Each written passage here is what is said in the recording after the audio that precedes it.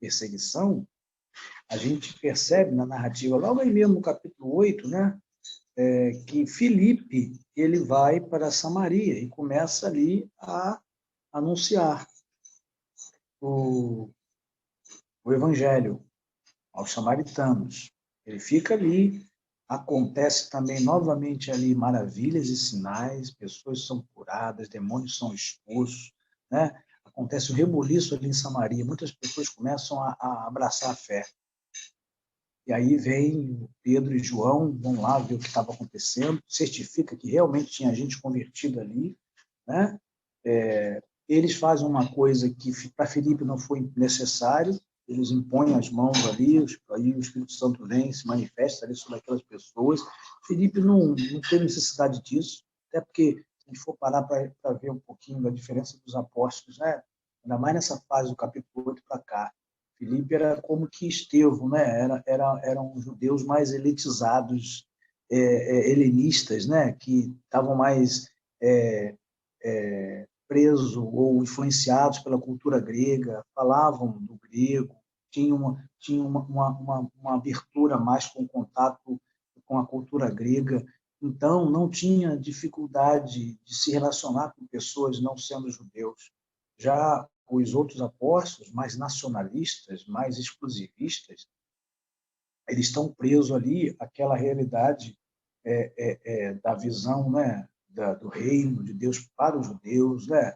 Ainda não está claro para eles, por mais que Jesus ensinou, falou, levou eles, eles ainda tinham uma escama, ainda tinha uma cadeia ali que prendia ali a visão daqueles homens, inclusive de Pedro, como a gente vê aí nos capítulos seguintes, né? E no caso de Cornélio, a dificuldade que ele foi e tudo mais, e o que a gente percebe é que Filipe, não, ele vai, o primeiro lugar que ele vai pregar é Samaria. Não tem problema nenhum pregar em Samaria. E o que acontece lá? O que aconteceu em Jerusalém? Começa a crescer, pessoas se converterem, né? Sinais e maravilhas serem feitas, o Espírito Santo se manifestar. E aí o que acontece? O Espírito Santo de Deus tira também Filipe de lá. O Espírito Santo de Deus tira Filipe de lá e leva Filipe lá para aquele caminho de Gaza, para ele ter o um encontro com aquele eunuco, né? Ministro das Finanças lá da rainha da Etiópia. E ali o Espírito Santo leva Filipe para aquela estrada. Quando passa a carruagem daquele homem, o Espírito Santo fala a Filipe, dá discernimento a Filipe para Filipe chegar até ali. E ele então chega, começa a conversar com aquele homem está lendo as Escrituras, ele vai pelas Escrituras, ele vai revelar Jesus para aquele homem, né? E aí aquele homem se converte, se batiza, e diz o texto que aquele homem vai seguir o seu caminho. E o Espírito Santo tira Filipe dali e leva Filipe lá para outra área. O Espírito Santo de Deus conduzindo.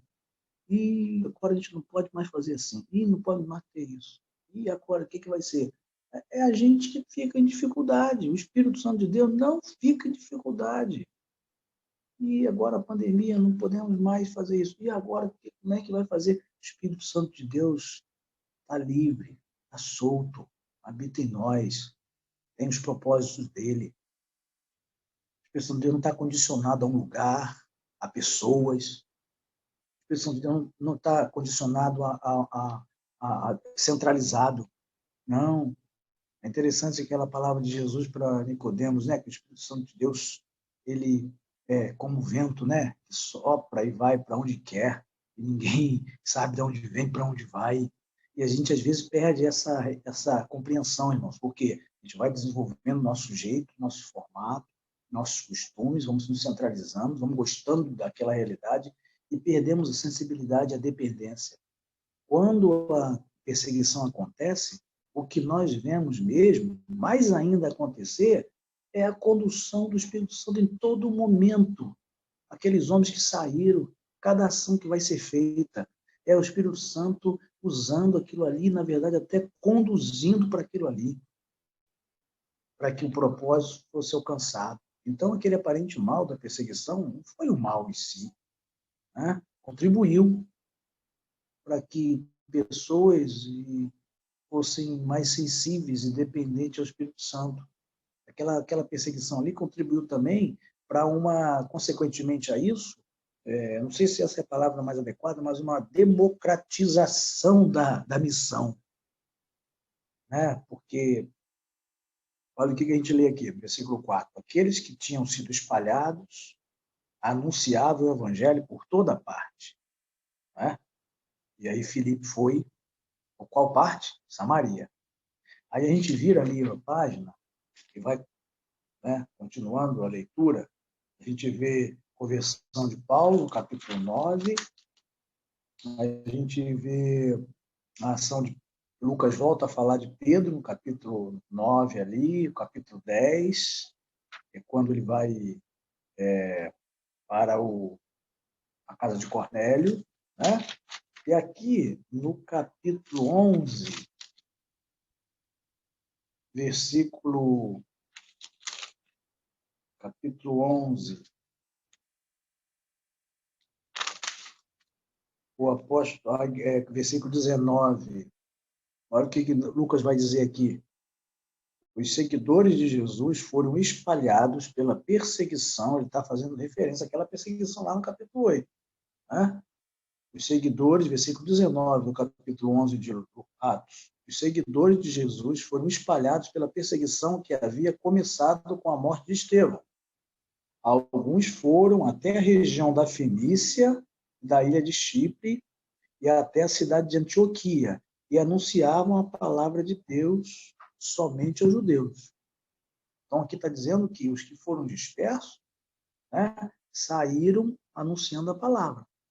Lá no capítulo 8, lá, né, somente aos judeus. E Filipe foi a Samaria. E aqui está dizendo que muitos deles, todos eles que saíram, começaram na região da Filícia, Chipre e Antioquia, a anunciar a palavra aos judeus. Só que aqui o versículo 20 diz, mas outros que eram de Chipre e da cidade de Cirene, que viviam naquela cidade, tinham o costume daquela cidade, tinham uma relação com pessoas que não judeus, não tinham essa barreira, essa dificuldade. Esses que eram natural dessa região, quando saíram lá de Jerusalém e indo para Chipre, para a cidade de Cirene, foram até Antioquia e falaram também aos não-judeus. Né? Falaram também aos não-judeus a respeito de Jesus Cristo.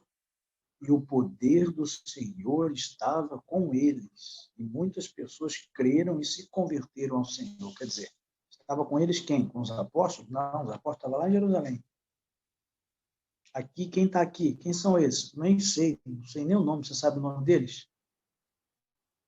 Era diácono? Era missionário? Era pastor? Era gente comum.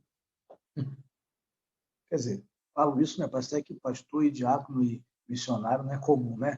Mas a gente cria essa ideia na nossa cabeça, né? Que eles são os tais.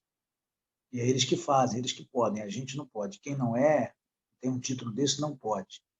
E aí a gente começa a trabalhar uma ideia de que a missão, a responsabilidade da missão está na mão desses, e não das minhas.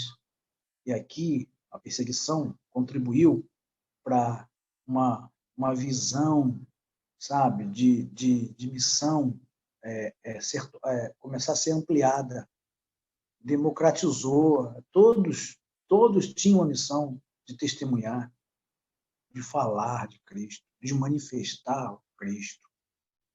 Né? Não foram os apóstolos aqui, né, que o texto diz que anunciaram e pessoas creram. E o poder do Senhor estava sobre eles, sobre aquele grupo, sobre aquelas pessoas que creram.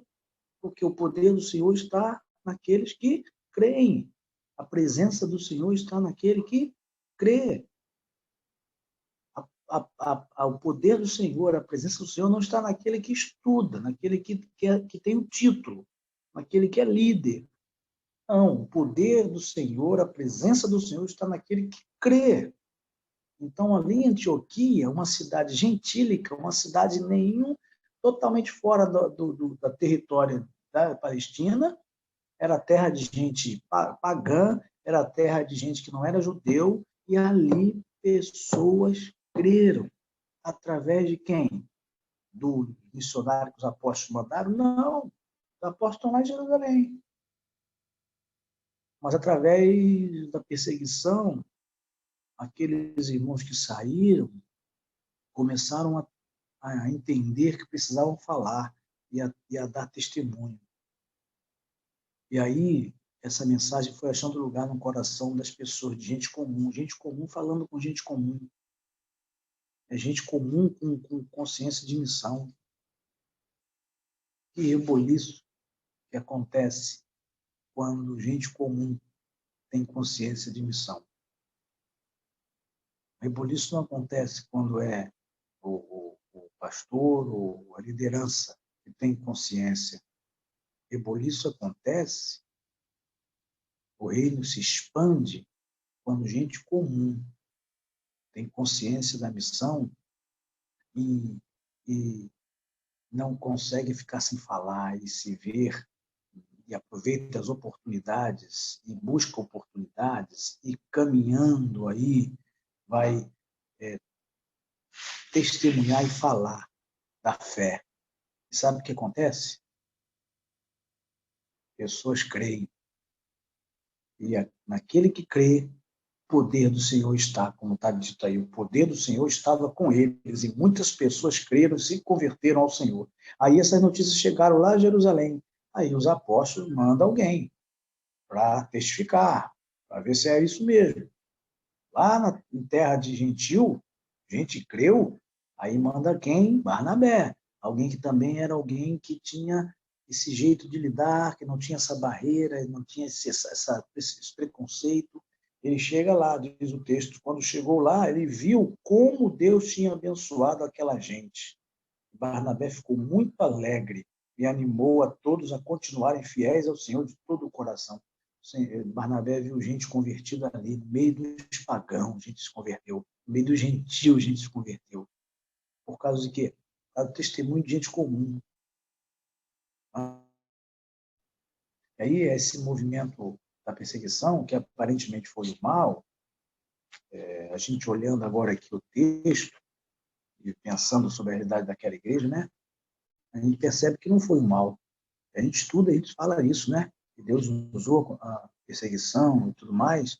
E aí, quando a gente para e pensa na realidade que estamos vivendo hoje, será que hoje a realidade que nós estamos vivendo não é só uma igreja de uma localidade, não, como foi Jerusalém, não? Na verdade, o que aconteceu no mundo atingiu todo mundo, em todos os núcleos, né? Os polos, né? Atingiu a economia, atingiu a sociedade, atingiu o país, atingiu a comunidade da fé chamada igreja. Atingiu as comunidades de fé locais, que congregam, que têm um jeito de ser, atingiu.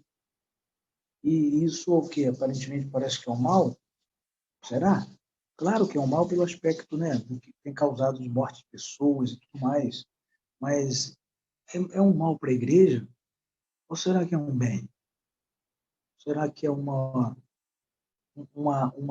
sopro, um momento, uma realidade que tem que nos chamar, fazer reflexões, senão nós não estamos precisando, né, nos rever, nos reavaliar, nosso jeito de ser, nossa consciência, nossa sensibilidade ao Espírito Santo. Né? E aí, eu ainda vejo que essa perseguição, olhando aqui de Atos 8 para cá, né, não estou preso a um versículo específico, né, mas fazendo uma análise geral, essa perseguição ela contribuiu para revelar o que a igreja, na visão de Deus, do Deus triuno, é. Né? A igreja, na visão de Deus, na visão do Novo Testamento, ela, ela não é um ajuntamento de pessoas, pura e simplesmente. Né? Ela é uma comunidade de pessoas que, primeiramente, pessoas que creem, são uma comunidade que está inserida, espalhada, diluída no mundo, na sociedade. A gente desenvolveu o jeito de termos nosso costume de nos reunirmos, né, no templo e estarmos ali, usarmos aquele tempo, né, e cultuarmos junto. Está errado? Não. Isso não pode ser isso? Não, não é isso que estou dizendo. O problema é a gente concentrar e fazer daquele lugar, daquele formato que temos um fim em si mesmo. E com isso ficarmos engessados, estáticos, né? Engessado na consciência de missão, engessado nas ações, né? Estático, preso a formas, brigando por formas, acomodados ao formato, como se estivéssemos no formato. O formato que Deus nos deu de igreja,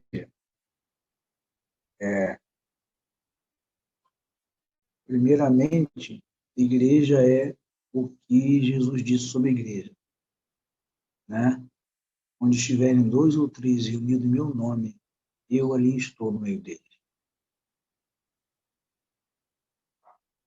Na essência, isso é igreja. Só que conforme cresce, agregam-se pessoas, como foi o caso lá em Atos 6, a gente precisa de organizar algumas coisas. Precisa de ordem. Né? Então, vem a gente buscando e querendo descobrir formas e jeitos de procedimentos para estabelecer, formatos para termos, para quê? Sempre com o intuito de ajudar a gerir, ajudar a funcionar melhor, não é? É assim. A organização é necessária, a organização. O problema é quando a gente se perde e começa a valorizar demais a organização, os procedimentos que estabelecemos, os formatos, né? E assim ficamos engessados. E, e nos limitamos. E perdemos um pouco a consciência, né, de sermos essa comunidade de gente que está espalhada, gente que conheceu a Cristo, gente que confessou a Cristo, gente que creu, então o poder de Deus está ali, nele, gente que, por estar, ter a fé em Cristo, se reúne com outros que têm a fé em Cristo, busca estar reunido, valoriza estar junto, em torno do Cristo, para ser edificado por Ele, e se encorajam a permanecer na fé, e se encorajam a ser sal e luz no mundo. Sal e luz onde estão inseridos. E que, independente de ter liderança ou não, isso não é o fundamental. Você tem consciência de que um discípulo de Cristo. Ele vai marcar presença. E é interessante, porque ali em Antioquia, essa igreja, quando surge, a gente vê uma igreja que nasce numa comunidade, né, de não judeus, de gente pagã. Não era gente que tinha ali os pressupostos, né, da fé no único Deus, como eram os judeus. Não era uma comunidade que tinha ali as escrituras do Velho Testamento já como uma base para ajudar eles a terem, né, uma noção e tudo mais. Não, não, não, não, não. Não. A igreja de Antioquia, mais ou menos no ano 64, ela era uma cidade muito populosa, Antioquia da Síria. Talvez a terceira cidade, abaixo de Roma e Alexandria. E era uma cidade com muita gente, e era uma cidade que tinha uma realidade, por ser, né, de influência,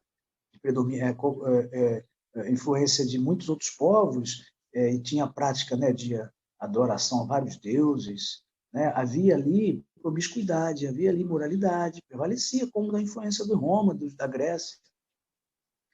E foi ali, no meio daquele povo, sem pedigree nenhum, como os judeus tinham, é ali que vai nascer uma comunidade de gente salva, creu em Cristo, foi salvo, foi regenerado, e que o jeito deles, eles estavam tão assim em torno deles e do ensino que recebiam, tão apaixonados por Cristo, fez tanta diferença que eles chegam a ser chamados, é ali que vai ser chamado, pelo primeiro vez, né, cristãos.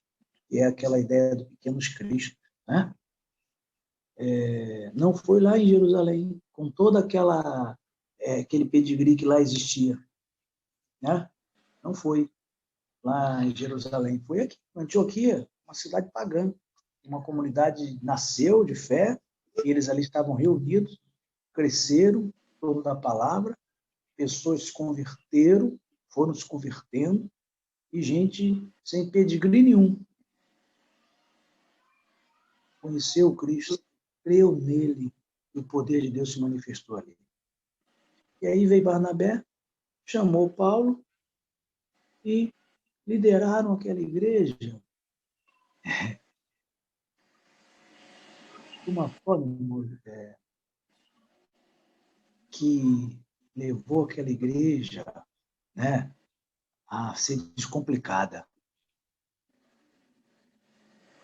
E tem liderança, às vezes, né, a gente até no afã, no zelo, a gente até, na nossa liderança, como líderes, a gente até complica, não solta a igreja, a gente prende, a gente castra, a gente engessa, a gente tira a visão. É aqui, na influência de Barnabé e Paulo, uma maneira simples, mas ali ensinando, discipulando, convivendo, é essa igreja que vai ter consciência daquele plano que o mestre disse lá em Atos capítulo 8, sereis testemunhas, tanto em Jerusalém, Samaria, Judéia, confins da terra. Essa igreja que nasceu com gente sem pedigree nenhum, que ganha e tem uma consciência avivada, movida pelo Espírito Santo, da sua responsabilidade de ir aos confins da terra, a outros povos, sem terem dificuldade nenhuma, sabe? De preconceito, de exclusivismo, não, pelo contrário, uma visão universal, uma visão do que o evangelho de fato é, sabe? Pessoas que, por Paulo e por Barnabé, foram discipuladas e se tornaram discípulos que, com uma mente e uma visão do mundo, no sentido da responsabilidade que tinham. E aí é eles que vão, capítulo 13 de Atos, enviar esse mesmo Paulo e Barnabé para a viagem, e aí começa as viagens missionárias do apóstolo Paulo. E tudo mais que é gerado no Novo Testamento começa a partir da ação daqueles irmãos ali, em Antioquia, sim, organizados, de uma forma organizada aqui. Essa organização aqui vale a pena. Essa organização aqui, a organização que tinha ali era para soltar, para discipular e dar consciência, e fazer a igreja ir além. Não era aquela postura, né, que engessa, que tira a visão, mas não, que dá a visão de missão. Né? Então, quem? Antioquia. Aqueles irmãos, aquele pessoal não tem pedigree nenhum que se converteu. Né? Mas como é que chega lá para eles esse evangelho? Também não foi com gente de pedigree, não se quiser refere à liderança. Foram lá, judeus que, saindo, gente comum, começou a falar de Cristo para as pessoas, para o outro, para quem via, com quem convivia. E o que aconteceu? Quando a gente leva a sério essa realidade, a gente tem esse valor do que é o Cristo e quem é o Cristo, o que ele fez para nós, quem ele é, e a gente tem o sentido de que eu preciso compartilhar, né, e fazer discípulo, e eu então tenho esse propósito, gente comum tendo essa missão, irmãos, incendeia o negócio, e aí o que aconteceu ali? Pessoas daquela cidade começaram a se converter, abandonar sua vida errada, seu paganismo, creram. E o poder de Deus estava ali quando Barnabé chegou. O poder de Deus não estava ali só quando Barnabé chegou. Não, o poder de Deus estava ali, sem apóstolo, sem liderança lá de Jerusalém, sabe? Reunindo-se ali, na cidade deles, não era lá em Jerusalém, e o poder de Deus estava ali. Né? Então, a perseguição, na verdade, ela foi, por um outro lado, uma bênção. Né?